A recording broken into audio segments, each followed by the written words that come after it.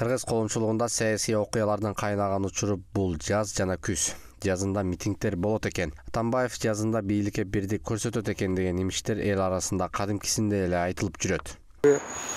Азыр жазында авал бир топ курчут. Бул маселелерге каалайбы каалабайбы бийликке кайрылып келишке мажбур болот. Саясий аренада таасирдүү адамдардын көбү камакта же сыртка кетүүгө мажбур болушту. Ушундай шартта оппозициянын желегин эркиндикте жүргөн саясатчылардын бири өзү алууга аракет кылат.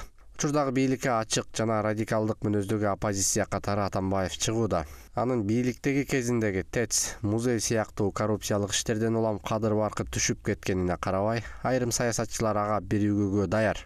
Мисалга алсак, экс-депутат Равшан Жээнбеков форумга барып Атамбаев менен жолугуп, саясий маселелерди талкуулап жатышканын жашырбай айтып келет. Бул эми кандай, аба ырайга байланышкан эмес, бул саясий аба ырайга байланышкан нерсе.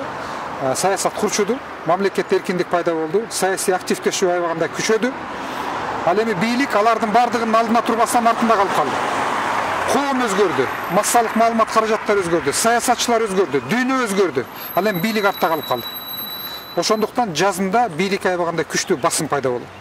Бардык тараптан, тышкы саясаттан, экономикадан, саясатчылардан, сөз эркиндигинен, массалык маалымат каражаттарынын бардыгы бийлик аябагында чоң басым жасайт. Эгерде бийлик ошонун бардыгын эске алып, азыркы жүрүп аткан процесстин алдына турганга акыл эси, потенциалы, көз карашы жете турган болсо жакшы, жетпей турган болсо бийликтин абалы бир топ оор болот.